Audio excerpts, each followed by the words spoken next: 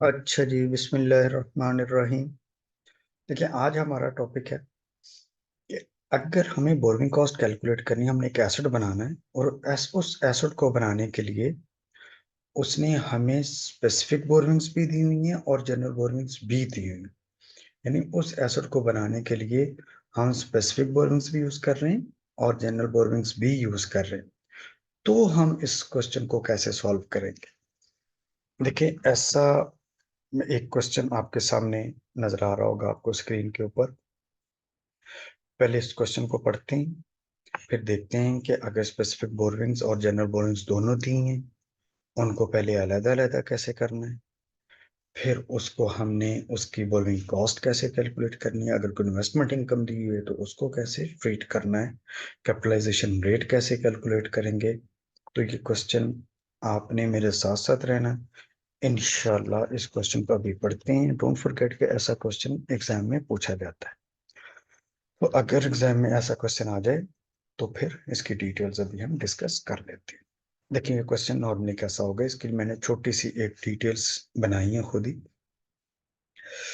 देखिए, सबसे पहले क्वेश्चन में आपको उसने बताया जी कि कंपनी एक एसेट बनाना चाहती है जो कि एसेट की डेट शुरू होगी बनने की 1 जनवरी 2020 की और ये कंप्लीट हो जाएगा 31 दिसंबर 2020 को। ठीक हो गया जी। यानी हमारी स्टार्टिंग डेट भी है और कंप्लीशन डेट भी है। बोरिंग कॉस्ट में सबसे ज्यादा जरूरी चीज ये होती है एसेट बनना कब शुरू हुआ और कंप्लीट कब हो गया।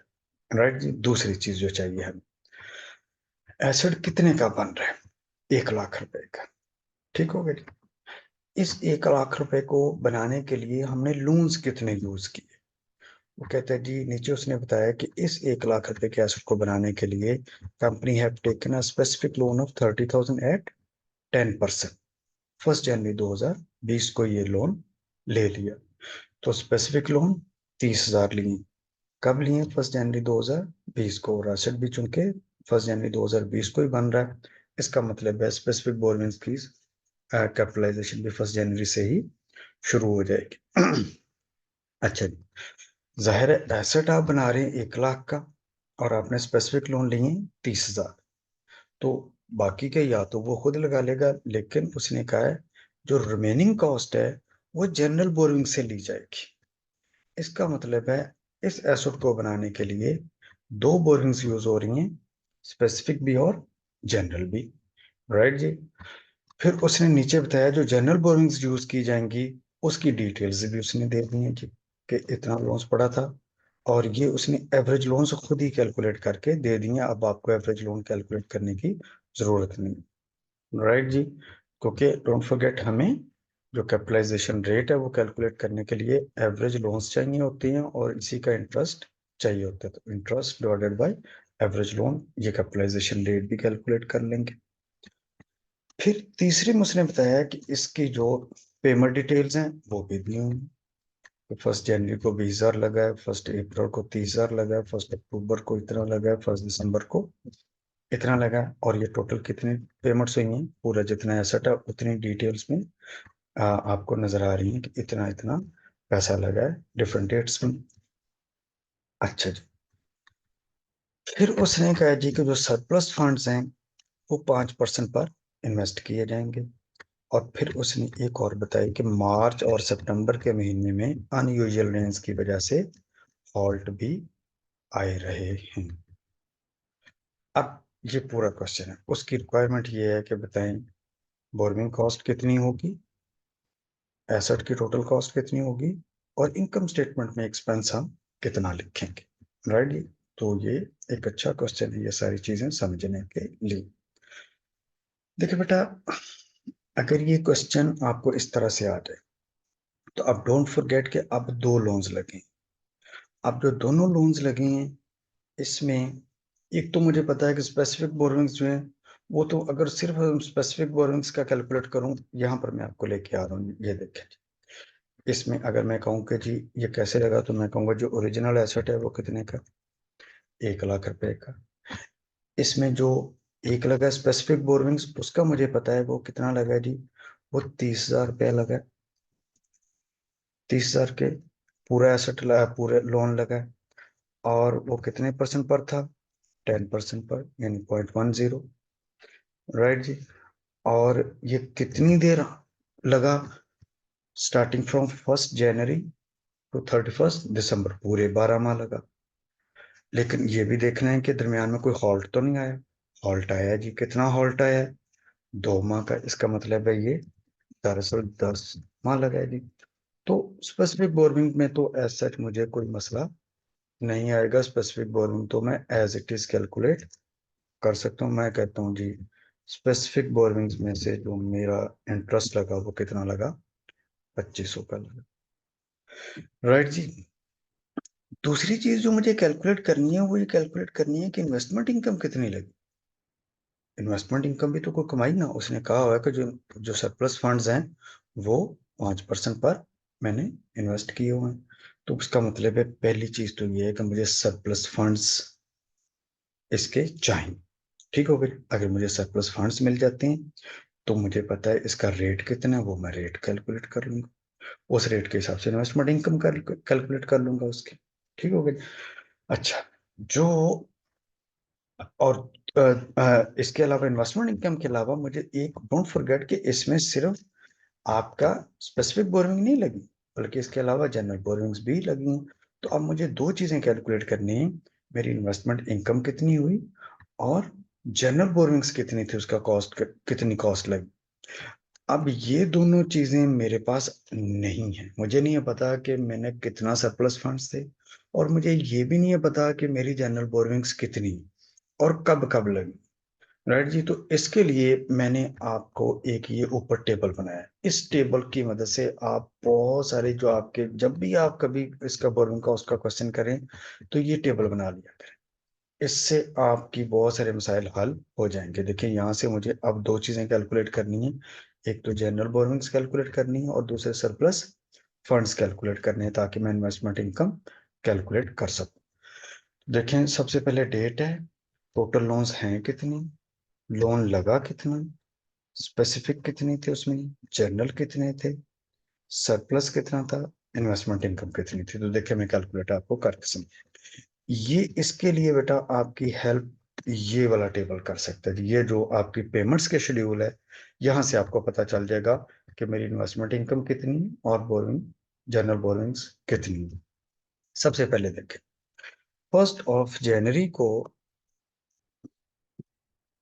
मेरा जो लोन था टोटल मेरे पास, वो जाहिर है कितना था, टोटल लोन्स तो 1 लाख रुपया था, राइट जी। अच्छा, इसमें से 1 जनवरी को मैंने कितना यूज कर लिया जी, ये देखें। 1 जनवरी को कहता है जी इस 1 लाख रुपए में से 20,000 यूज हो गया। और ये 20,000 कौन से वाला था, जाहिर है 20,000 स्पेसिफिक था, क्योंकि 20, डोंट फॉरगेट मेरा लोन स्पेसिफिक कितना है, 30,000 यहाँ पर नजर आ रहा है। इसका मतलब है पहले तो मैं ये देखूंगा कि जो शुरू में लगा होगा वो, पहले हमने स्पेसिफिक लोन्स लिए हैं तो पहले स्पेसिफिक लोन्स लगेंगे। तो 1 लाख में से 20,000 लोन जो यूज हुआ ये कौन सा है, स्पेसिफिक है। इसका मतलब है जनरल अभी नहीं लगना शुरू हुआ। और लेकिन सरप्लस फंड्स मेरे कितने हैं, जाहिर है जी। अच्छा, ये याद रखिएगा, सरप्लस फंड्स सिर्फ और सिर्फ स्पेसिफिक बोरविंग्स में आपने कैलकुलेट करने हैं, जनरल बोरविंग्स में आपने कैलकुलेट नहीं करने, क्योंकि जनरल बोरविंग्स की इन्वेस्टमेंट इनकम नहीं चाहिए मुझे। तो इसका मतलब है जी, अगर मेरा 20,000 लग गया है तो बाकी स्पेसिफिक बोरविंग्स में से कितना बच गया, 10,000। मैं फिर से कह दूं, बता दूं, ये टोटल नहीं, ये टोटल में से सरप्लस नहीं करना आपने। किस में से देखना है, आपने सरप्लस देखना है कितनी वो जो हमारी स्पेसिफिक बोरविंग्स हैं उसमें से कितना सरप्लस है जी। अच्छा जी, और ये कितने, मैं इसके साथ मंथ भी लिख देता हूँ कि ये कितने मंथ तक सरप्लस रहा जी। ये देखिए, अगर ये 1 जनवरी से हमने लगा लिया तो नेक्स्ट का पेमेंट हुई अप्रैल, इसका मतलब है जनवरी फरवरी मार्च, ये 3 माह तक जो है ये हमारे पास सरप्लस में रहा। और इसका रेट क्या था जी, वो है 5%। तो मैं सर ये भी लिख देता हूँ। तो जो इन्वेस्टमेंट इनकम होगी मेरी वो कितनी होगी, 10,000। 3 माह तक मेरे पास सरप्लस रहा और 5% पर, तो मैं इसकी इन्वेस्टमेंट इनकम यहाँ पर कर देता हूँ, 10,000 मल्टीप्लाई बाय 0.05, ये 5% लिखने का तरीका है जी, या इसे आप 5/100 भी लिख दें जी। Multiply by 3/12। तो कितनी इन्वेस्टमेंट इनकम जी रही इसमें, सॉरी शुरू में, यस, 125 रुपए की इन्वेस्टमेंट इनकम सरप्लस में मेरे पास पड़ी रही जी। ठीक हो गया जी। नेक्स्ट, नेक्स्ट जाकर कब हमारी पेमेंट हुई, 1 अप्रैल। ठीक हो गया जी। 1 अप्रैल को कितना लोन यूज हो गया जी, 1 अप्रैल को लोन यूज हो गया 30,000। तो मैं लोन लिख देता हूँ, लोन यूज 30,000।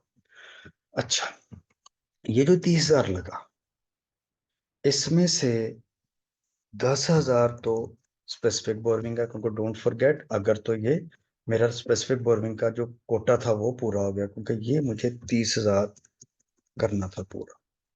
ठीक हो गया जी। इसका मतलब है जी उसमें ऊपर वाले पैसे लगे हैं, फिर वो कहाँ किसके लिए लगे हैं जी, वो जनरल प्रोविंस में से लग गए। ठीक है, देखिए कितना आसानी से हमने इसमें से कैलकुलेट कर लिया। 30,000 पे जो लगे, इसमें से 10,000 इधर और बाकी 20 इधर। कैसे पता चला इधर 10, क्योंकि हमें पता है स्पेसिफिक जो है पहले वो लगनी। तो पहले तो मैंने अपने 30,000 स्पेसिफिक वाले पूरे कर लिए। तो 1 अप्रैल को जो पेमेंट हुई 30,000, इसमें से 10,000 स्पेसिफिक के हैं, बाकी 20 जनरल के हैं। ठीक हो गया जी। और मेरे पास सरप्लस अब कोई नहीं है। क्यों सरप्लस नहीं है, क्योंकि मुझे स्पेसिफिक में से सिर्फ सरप्लस चाहिए। मुझे इन्वेस्टमेंट इनकम सिर्फ स्पेसिफिक की चाहिए, दूसरी नहीं चाहिए। उसकी इन्वेस्टमेंट इनकम हमने पहले डिस्कस किया था, जनरल परफॉर्मेंस की इन्वेस्टमेंट इनकम नहीं चलती। राइट जी। इसका मतलब है कि ये भी कोई नहीं जी। इसी तरह जी नेक्स्ट मेरी कब लगी जी जाके, 1 अक्टूबर को। तो 1 अक्टूबर को मजीद कितने पैसे लग गए जी, 40,000। ये सारे के सारे किसके हैं, इसके हैं जी। ठीक हो गए। फिर जाके 1 दिसंबर को लग गए जी पैसे।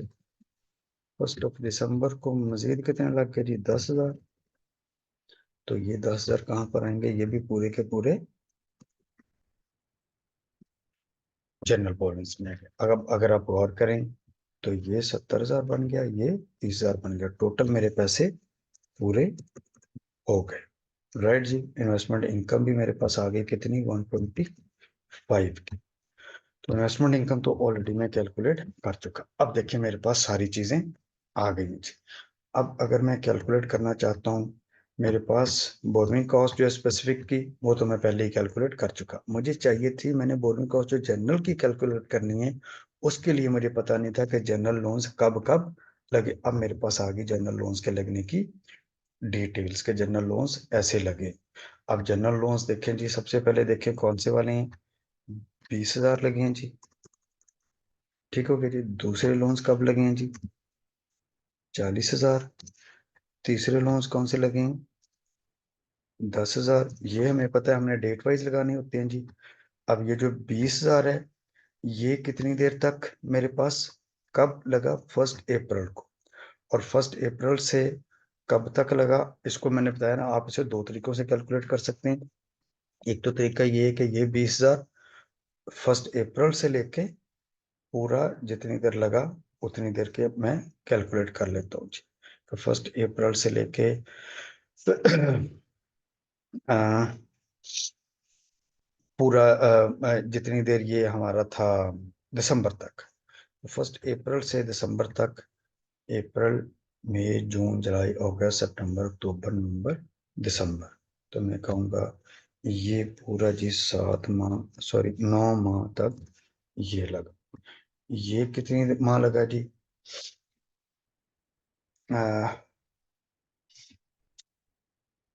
40,000। कब लगा था जी, 1 अक्टूबर को। अक्टूबर नवंबर दिसंबर, ये 3 माह लगा। और ये जो दिसंबर है, 1 दिसंबर वाला, ये कब तक लगा जी, ये 1 माह लगा जी। राइट जी। अच्छा जी। अब सीधी सीधी इसकी हम परसेंटेज कैलकुलेट कर लेते हैं जी। अब देखें जी, अब ये 20,000, 20,000 मल्टीप्लाई बाय, लेकिन सॉरी सॉरी सॉरी, इसकी अभी हमने कैपिटलाइजेशन रेट तो कैलकुलेट नहीं किया। मुझे पता है कि ये 20,000 जो है, 20,000 मल्टीप्लाई बाय जो 9/12 लगा है, लेकिन ये 9/12 जो है ये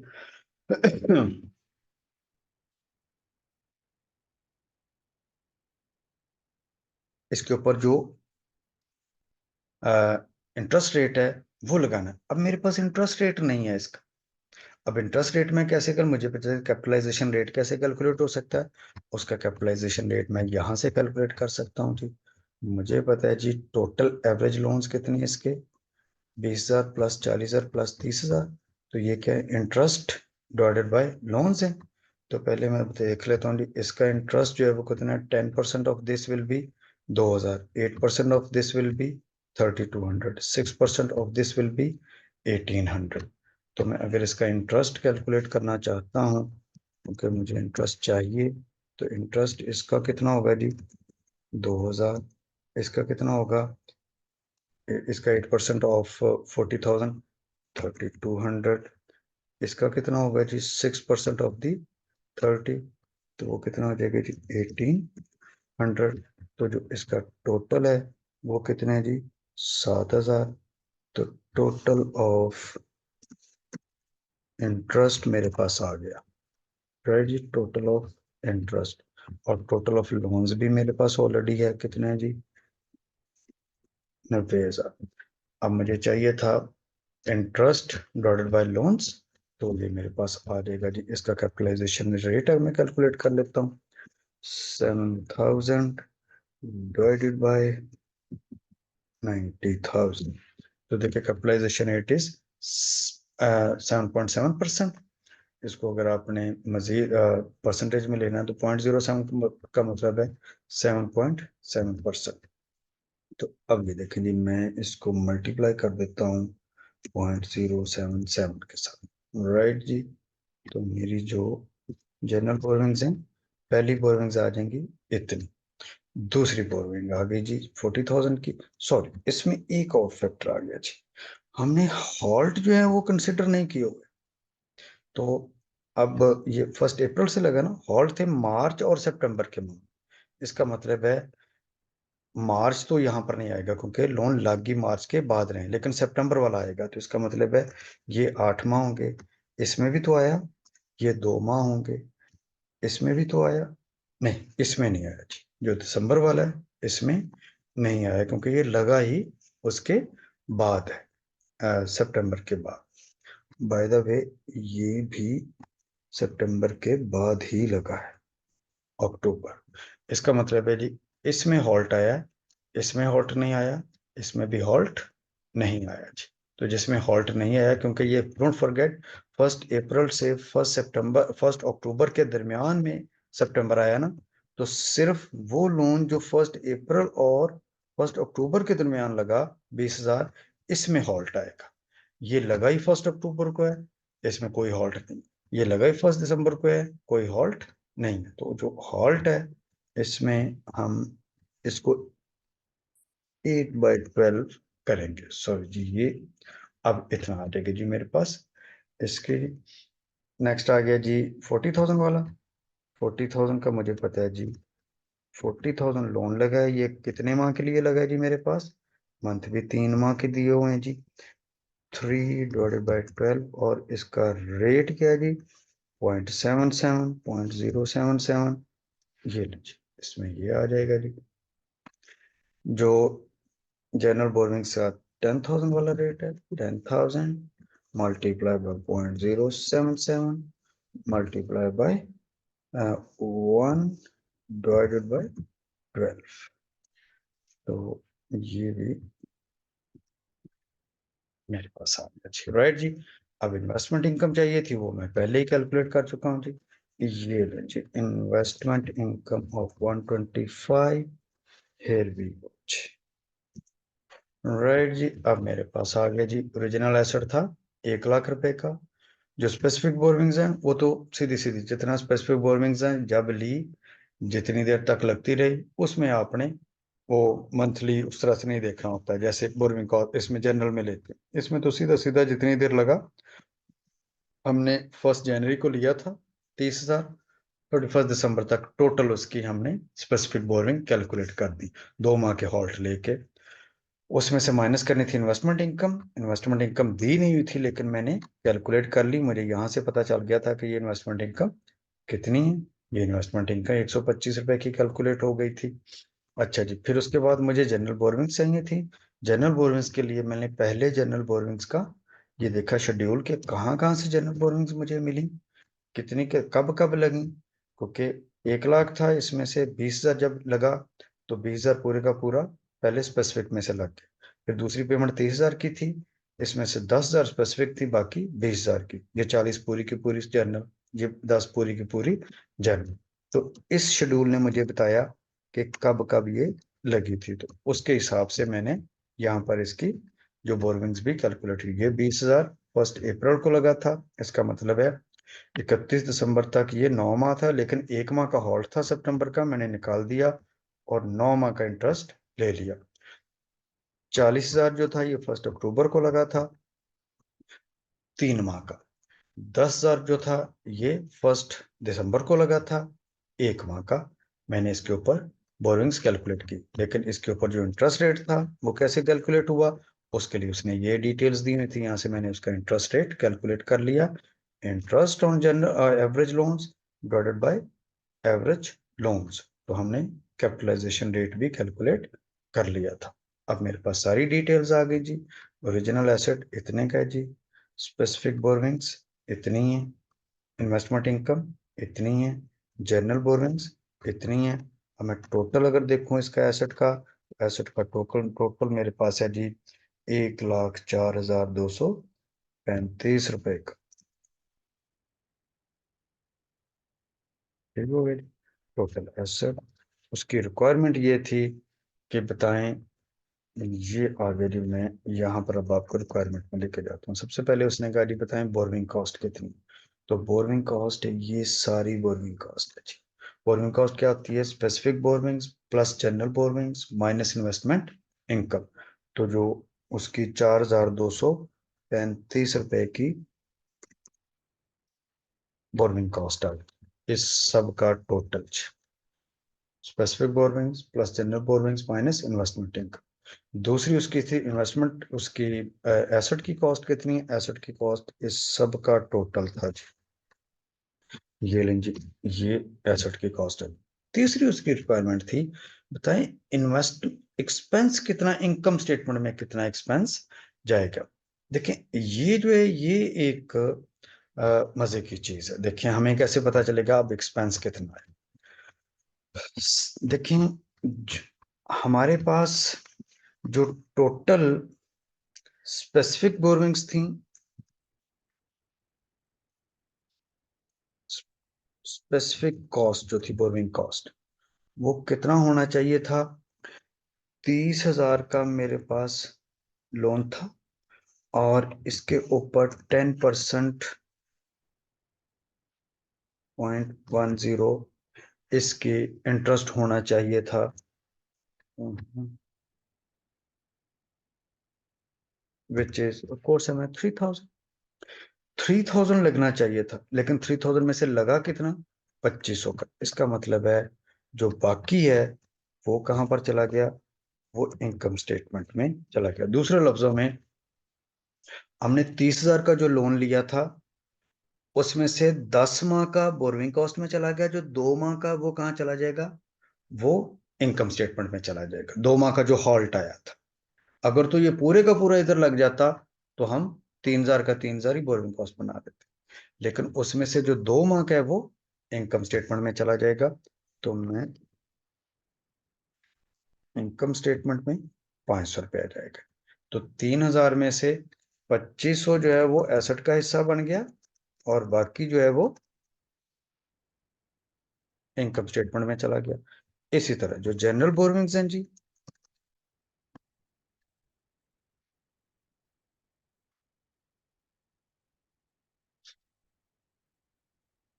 जनरल बोरविंग्स भी मेरी जी हैं उनका इंटरेस्ट कितना था। देखिए जनरल बोरोइंग्स का इंटरेस्ट टोटल था 7,000, ये देख लो कितना टोटल इंटरेस्ट था, 7,000।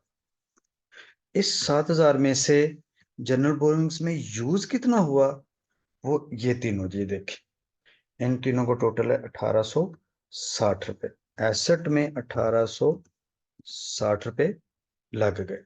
जो बाकी दोनों का डिफरेंस है वो कहां पर जाएगा जी, वो इनकम स्टेटमेंट में जाएगा सीधा सीधा।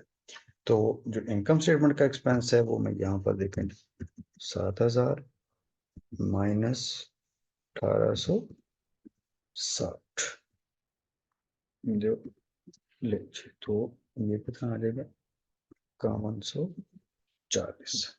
तो अगर वो इनकम स्टेटमेंट का एक्सपेंस पूछ ले तो स्पेसिफिक बोरिंग्स में जितना एसेट में लग गया आप टोटल पहले कैलकुलेट कर लें। टोटल स्पेसिफिक बोरिंग्स का 3,000 का इंटरेस्ट था, उसमें से 2,500 एसेट में चला गया, बाकी 500 इनकम स्टेटमेंट में जाएगा। इसी तरह जनरल बोरिंग्स का टोटल इंटरेस्ट यहाँ पर दिया होता है, जो एवरेज हमने कैलकुलेट की होती है, वो 7,000 था। इसमें से 1,860 रुपए एसेट में चला गया, वो कैसे पता चला, यहाँ से हमने कैलकुलेट कर लिया।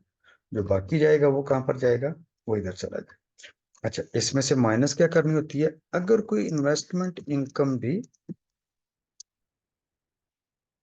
हमारी एक माह की रहती हो, तो वो जैसे इन्वेस्टमेंट इनकम थी हमारी ऊपर, ये देखें, हमने ये इन्वेस्टमेंट इनकम जो थी 1 जनवरी से लेके और 1 अप्रैल तक हमारे पास रही, ये 10,000 जो था 1 जनवरी से।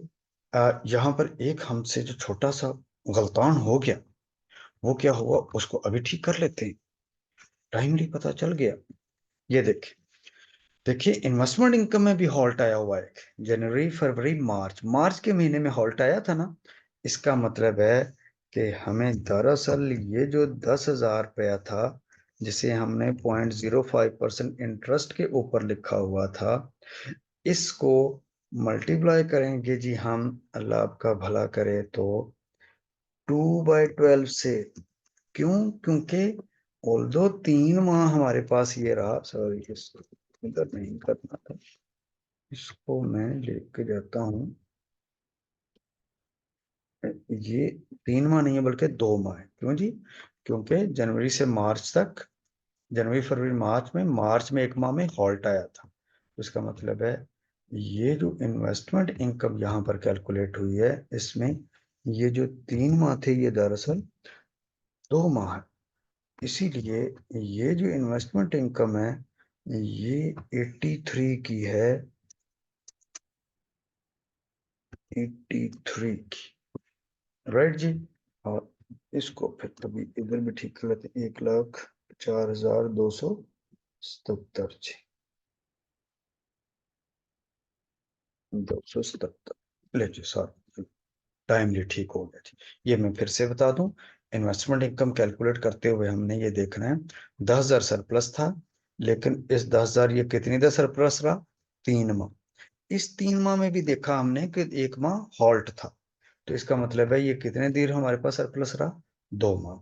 तो ये 2 माह इन्वेस्टमेंट इनकम हमने कैलकुलेट कर ली, 10,000 इंटू 5% इंटू 2/12, और वो हमने इधर लिख दी। अच्छा, वो जो 1 माह की है वो फिर कहाँ पर जाएगी जी, वो यहाँ पर हमने इन्वेस्टमेंट इनकम जो कैलकुलेट करनी है ये वाली, यहाँ पर 10,000 multiply by 0.05 multiply by 1 divided by 12, वो यहाँ से फिर माइनस हो जाएगी जी। तो जितनी भी थी जी ये सब, तो 41 मैं इसको माइनस में लिख देता हूँ, 41.66, राइट जी। इसको मैं डिलीट कर दिया, इसको इधर से, फिर भी कुछ, राइट जी। तो इनकम स्टेटमेंट में क्या जाना था, थोड़ा सा काम इसलिए लंबा हो गया कि इन्वेस्टमेंट इनकम हम ऊपर गलत कैलकुलेट कर बैठे थे, जो एसेट का हिस्सा नहीं बनी, जनरल बोरोइंग्स में जो एसेट का हिस्सा नहीं बनी, और इन्वेस्टमेंट इनकम जो एसेट का हिस्सा नहीं बनी, इन सब का जो टोटल है, तो specific borrowing plus general minus investment income जो उधर हिस्सा नहीं बनी, ये 5598 बनती है जी। मैं इसे 5598 के इधर लिख देता हूँ एक्सपेंस। आई होप जी ये बात क्लियर हो गई होगी। ये मैं फिर से बात क्लियर कर दूं, यहाँ पर हमने थोड़ा सा गड़बड़ की थी कि हम जब कैलकुलेट कर रहे थे सरप्लस, तो सरप्लस कैलकुलेट करते हुए हमने 3 माह की इन्वेस्टमेंट इनकम ले ली थी, लेकिन वो लेनी 2 माह की थी। क्यों? क्योंकि जनवरी से मार्च तक ये लगी रही, लेकिन मार्च में हॉल्ट उसने बताया हुआ था नीचे, इसलिए मैंने बताया था जब हॉल्ट आएगा तो इन्वेस्टमेंट इनकम भी उतने से नहीं लिखी जाएगी और बोरोइंग कॉस्ट भी नहीं लिखी। बोरोइंग कॉस्ट में से तो हम निकाल चुके थे वो हॉल्ट, लेकिन इन्वेस्टमेंट इनकम में से हम निकाल नहीं पाए थे, वो भी हमने निकाल दिया। लेकिन वो जो नहीं 1 माह निकाला था, वो 1 माह फिर इधर लिखा जाएगा इनकम स्टेटमेंट। राइट जी। सो हमने सारी चीजें कैलकुलेट कर ली जी। आप बोरिंग कॉस्ट भी कैलकुलेट कर ली, एसेट की कॉस्ट भी, और एक्सपेंस भी कैलकुलेट कर ली। थैंक यू वेरी मच जी। आई होप ये आपको हेल्प करेगा। अगर कोई मसला हो, you can ask me on my WhatsApp number 0300 8434 941। अस्सलाम वालेकुम।